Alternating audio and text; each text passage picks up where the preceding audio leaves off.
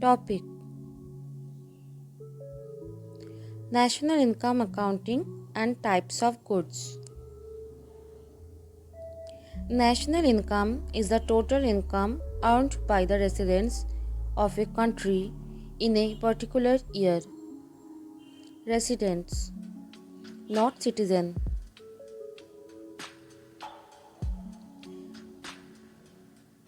Citizens are those persons who belong to a country but do not necessarily reside in the same country. For example, non-resident Indian who is Indian citizen but resides overseas. Residents are those persons who resides in a country for more than 1 year. A resident may not be a citizen of a country he or she resides. For example, an American who live in India is resident of India but citizen of America. So his income will be counted in the national income of India, not America. On the other hand, the income of non-resident Indian will not be counted in the national income of India.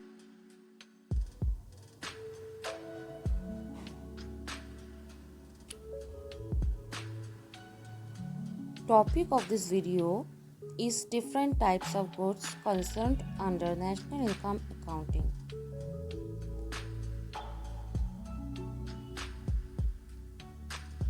One is producer's goods, divided into capital goods and intermediate goods. Another is consumer's good, divided into durable goods, semi-durable goods and non-durable goods, and the last one is services. Producer's goods. Goods, those are used by the producers as input or for help in production process, are called producer's goods.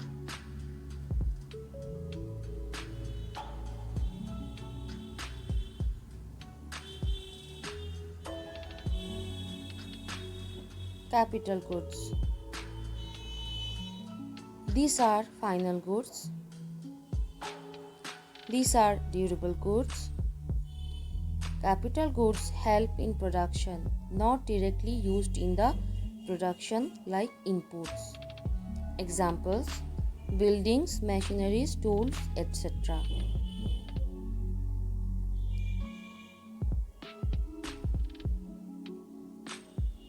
Intermediate goods. These are semi-finished goods or raw materials. These are used as input. Intermediate goods get transformed into final goods. These goods are not used directly by the consumers. Examples: wheat flour used in a bakery farm. Wheat flour can also be regarded as final goods if it is directly consumed by the consumers, but as it is used by the bakery firm, it is intermediate goods.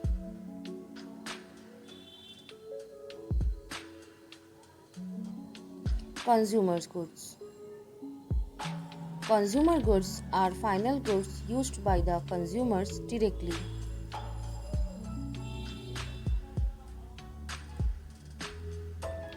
Durable goods.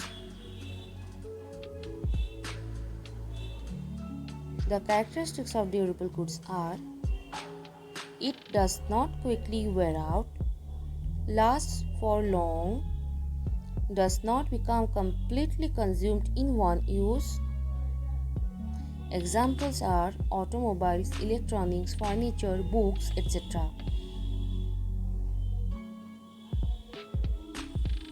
Semi-durable goods. Neither lasts for long as durable goods, nor does it become totally consumed in one use. Examples are clothing, soap, cosmetics, footwear, etc. Such goods does not completely used up in one use, but its quantity and quality deteriorates after each use. Now the last one is non-durable goods. Completely consumed in one use, used up all at once.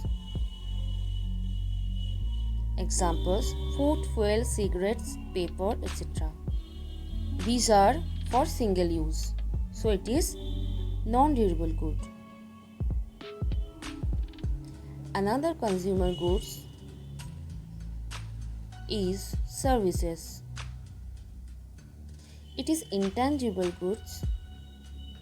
They can't be touched and have no shape but satisfy the consumer's want. Examples are services of servants, medical treatment, teachers' lectures, etc. Division of goods according to its motive of use.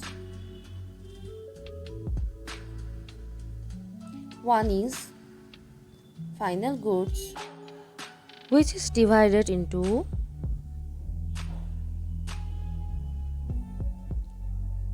durable and semi-durable consumer goods, non-durable consumer goods, capital goods used by the producers. Another one is intermediate goods, divided into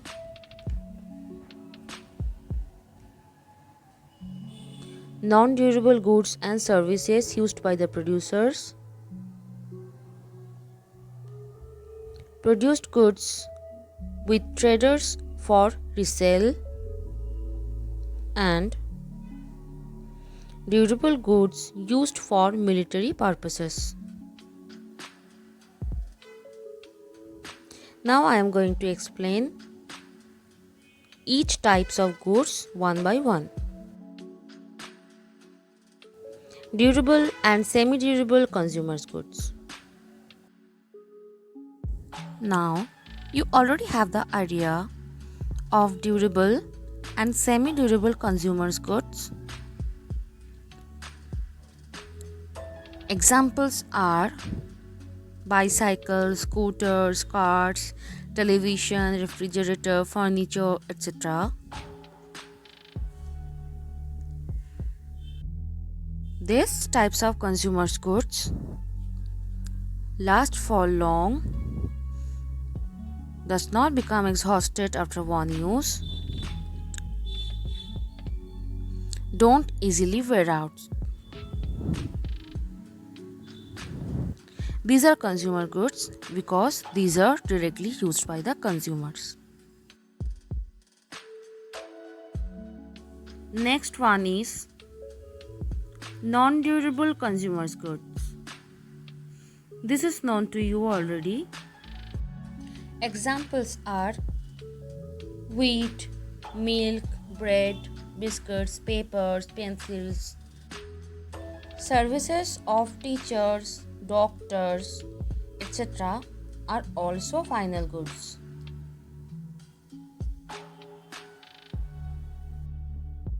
And the last one under this category is capital goods used by the producers. This is also known to you already. The examples are machineries, equipments, trucks, tractors, etc. Under intermediate goods, the first one is non-durable goods and services used by the producers. It is not difficult to understand that raw materials, electricity, coal, fuel, etc. these types of intermediate goods obviously are non-durable goods used by the producers. On the other hand, services of engineers, technicians, managers and other wage earners are also included under this category. Next one is Produced goods with traders for resale. A washing machine kept for resale is an example of such goods.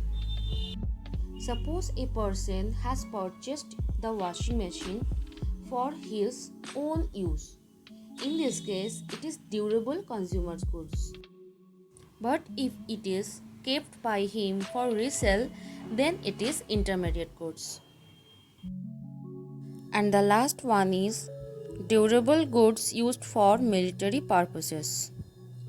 Durable goods such as trucks, aircrafts, armaments, submarines, etc., purchased by the government for military purposes are included under the category of intermediate goods because these are used to produce defense services. National income does not count the value of intermediate goods. It takes into consideration only the final goods.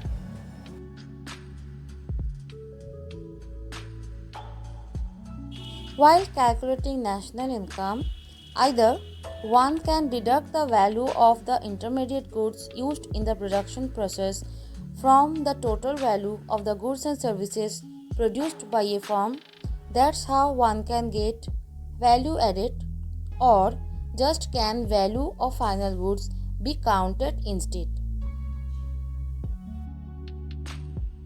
In the next video, I will discuss more examples of intermediate and final goods, and I will discuss more about national income.